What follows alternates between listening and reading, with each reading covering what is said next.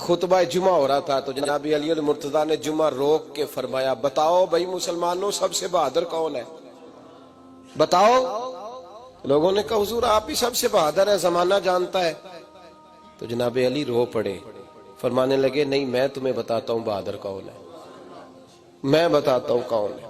میں جب اللہ مجھے توفیق دیتا ہے نا، میں حرم کعبہ جاتا ہوں تو میں جب خانہ کعبہ کے پاس بیٹھتا ہوں نا تو میں یہ والی حدیث یاد کرتا ہوں، یہ روایت میری آنکھوں کے سامنے آتی ہے، اس کو میں اپنے ذہن میں حاشیہ خیال میں لاتا ہوں۔ جناب علی المرتضیٰ فرمانے لگے میں بتاتا ہوں بہادر کون ہے۔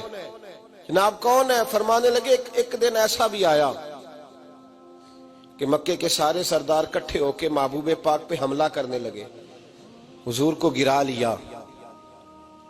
لیا نبی پر۔ میٹھا ہی کھانا صرف سنت نہیں، پتھر کھانا بھی سنت ہے، صرف حلوہ کھانا سنت نہیں، پتھر کھانا بھی اس سنت کو بھی ادا کرنا۔ کہتے ہیں تھوڑے سے میٹھے چاول بھی کھا لو، کھانے کے ساتھ سنت ہے۔ میں نے کہا بھائی کبھی کبھی پتھر کھانا بھی سنت ہے، اس پر بھی توجہ کریں، اس کا بھی تھوڑا خیال فرمائیں۔ کہتے ہیں حضرت علی کے کفار مکہ نے نبی پاک صلی اللہ علیہ وسلم کو گرا لیا اور معاذ اللہ تشدد کرنے لگے۔ فرماتے ہیں کوئی زور زور سے پکار رہا تھا، میرے کانوں میں آواز آئی جب میں گھر میں تھا، کوئی زور زور سے پکار رہا تھا، اور وہ کیا کہہ رہا تھا؟ کوئی ابو بکر کو خبر کرو، کوئی صدیق اکبر کو بتاؤ کہ قریش مکہ محبوب علیہ السلام کو تکلیف دے رہے ہیں، بتاؤ۔ حضرت علی کہتے ہیں جب تک میں باہر نکلا تو میں نے ابو بکر کو دوڑتے ہوئے دیکھا، صدیق اکبر کے پیروں میں جوتا کوئی نہیں، سر پہ ٹوپی کوئی نہیں، تینوں لب دیاں آپ گواچے، سانو اپنی خبر نہیں کوئی۔ کہتے ہیں بھاگتے جا رہے ہیں، اور پھر جب صدیق اکبر پہنچے تو میں دوڑا آ رہا تھا اور منظر دیکھ بھی رہا تھا کہ ابو بکر صدیق نے ایک کافر کو ادھر پھینکا، دوسرے کو ادھر پھینکا، تیسرے کو ادھر، اور ساتھ ساتھ فرماتے جا رہے ہیں ظالموں اسے مارتے ہو جو تمہیں جنت کا راستہ دکھاتا ہے، ظالموں ان پر تشدد کرتے ہو جو تمہیں جہنم سے بچاتے ہیں، جو تمہیں اللہ کا قرب دیتے ہیں، جو تمہیں دنیا کی آزمائشوں سے بچانے آئے۔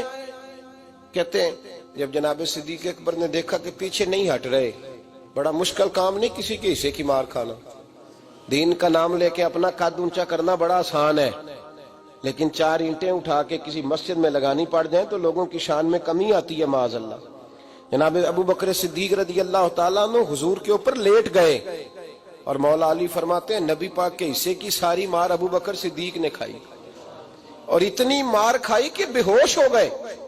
ان کے قبیلے کے لوگ آئے، اٹھایا، اور قبیلے کے ایک شخص نے کہا قریش مکہ یاد رکھنا اگر ابو بکر کو کچھ ہوا تو تمہیں بدلہ دینا پڑے گا۔